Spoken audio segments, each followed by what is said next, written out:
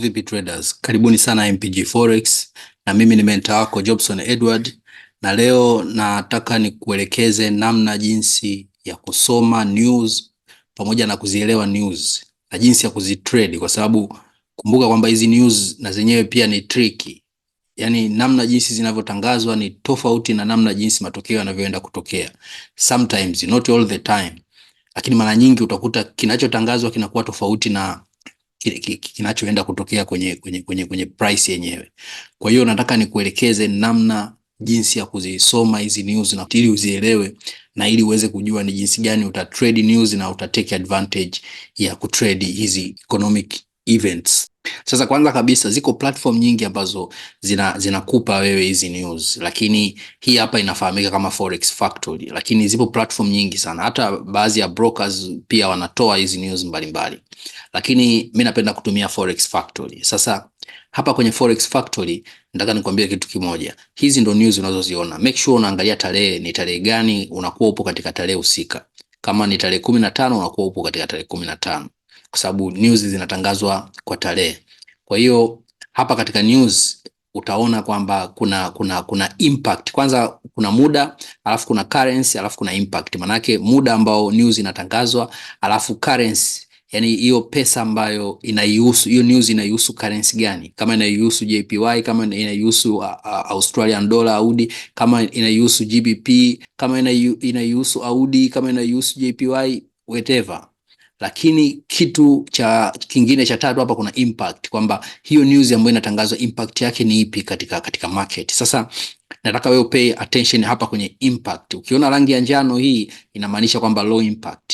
Yani kwamba hiyo news ikiwa released manake soko lina expect impact yake ni ndogo ya kumove soko. Hiyo news impact yake ni ndogo ya kulisababisha soko limove upande fulani. Ukija kwenye hapa unaona hizi kuna hii impact ambayo imewekewa rangi kama ya njano lakini ambayo imekolea.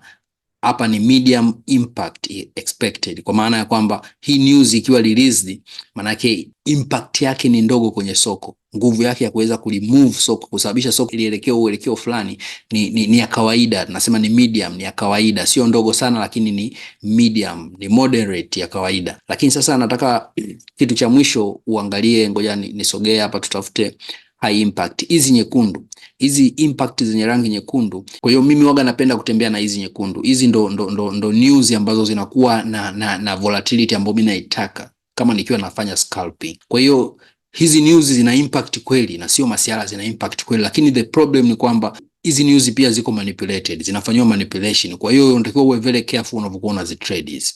Sasa basi nadhani umeelewa maana ya impact hapo. Kwa hiyo sio kila news una trade. Maana yake hapo ni kwamba kuna news za kutrade lakini kuna news za kuachana nazo uende ukafanya mambo mengine. News ambazo impact yake ni ndogo kwenye market hazina mpango, au impact yake ni moderate, hazina mpango sana, unless labda wewe ni swing trader na una mipangilio ya muda mrefu kwenye market. Lakini kwa scalper tunaangalia hizi high impact news ambazo zina impact kubwa, hizi zenye rangi nyekundu. Kwa mfano hapa unaweza kuona tarehe 16 Januari kutakuwa na news ya GBP, pesa ya Uingereza, na news yenyewe ni claimant count change. Unaweza hapa kwenye detail unaweza kubonyeza, unapata detail zaidi za kujua kwamba source ya hiyo news inakuwa released wapi. Hii ni website ambayo ata-release, Office of National Statistics. Unaona haya measures, hiyo usual effect. Sasa hapa kwenye usual effect ndo wanakuambia kwamba itakuja kuleta impact gani. Hapo unaona kwamba actual less than forecast is good for the currency, kwamba actual ikitoka actual ikiwa ndogo kuliko asilimia ambao wenyewe wameforecast, hiyo ni nzuri kwa currency ya GBP. Kwa hiyo actual ni iko wapi? Hapa unaona kwenye detail, mbele ya detail kuna actual ambapo bado hakujawekwa, bado manake hii news haijatoka, actual haijatoka. Lakini unaweza kuona forecast, wamesha forecast kwamba hii ikitoka hii hapo news ya claimant count change itakuwa ni 18.1. Sasa ikitoka chini hapo ndo nzuri kwa GBP. Manake ikitoka 17 kushuka chini, asilimia labda 16, 15, 11, 10, chini ya 18. Unaona, kwa sababu pale unaambiwa kwamba less than expected. actual less than forecast, yani actual ikiwa ndogo kuliko forecast, kuliko ambao wameforecast. Walio forecast ni 18.1k, lakini sasa ikitoka hiyo data ikiwa ni ndogo ya hii 18.1k, maana yake it means itatupa sasa sisi ile tunasema bias ya kusema kwamba GBP itapanda thamani. Ndo maana ya hii news, na hii news ni high impact expected. Kwa hiyo endapo ikitoka ndogo, lakini kama hii namba ikitoka kubwa, ikitoka actual, ikitoka kubwa labda 19k, 20k, 22, maana imetoka kubwa, maana tuna expect kinyume chake kwamba GBP ita lose kidogo momentum, ita lose kidogo thamani yake. Kwa hiyo unaweza kaishort, kama inapanda unaibai, kama inashuka unaishort. Lakini sasa hapa kitu kimoja ni kwamba hizi news ziko manipulated. Hapo ndo problem inapokuja, unaona. Sasa hiyo manipulation ili uweze kuepukana nayo, lazima ujumlishe na some technique kutoka kwenye technique analysis. Lazima uwe unajua kufanya technique analysis kwenye graph, kwenye chart kule unaenda unafanya technique analysis, unaangalia, unaona kwamba ni wapi bei inaweza ikareject, ikafanya reversal na vitu kama hivyo. Ukaangalia kama ni liquidity sweep, ukaangalia baada ya liquidity sweep ukatembea na bias yako. Manake hapa wewe unachobeba huku unabeba ile, tunasema kwamba unabeba ile forecast kwamba okay, hapa nimeona kwamba hizi namba imetoka ndogo, manake forecast ni kwamba hii pesa GBP itapanda thamani. Hiyo ndio forecast ambayo unayo, unatakiwa uende nayo kwenye chart. Sasa entry unaipataje? Ni technical analysis ndio itakupa entry wewe kwenye chart pale, jinsi ya kufanya kujua kwamba unaingia vipi kwenye soko na unatoka vipi kwenye soko na unatengeneza faida zako. Kwa hiyo nadhani utakuwa umeelewa.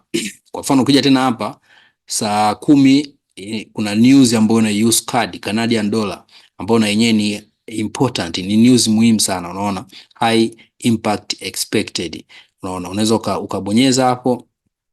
Hii inakwambia actual greater than forecast is good for the currency. Unaona hapa sasa, actual ikiwa kubwa kuliko ambao wameforecast.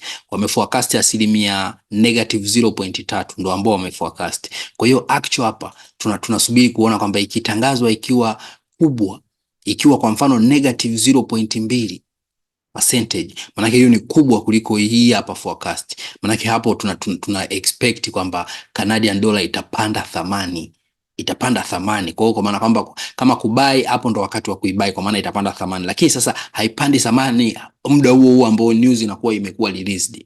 Sometimes yoga inatokea kinyume chake. News inaweza ikawa released ikaonyesha ni nzuri kwa currency, lakini ukashangaa currency ikaperform vibaya, ikashuka. Manipulation.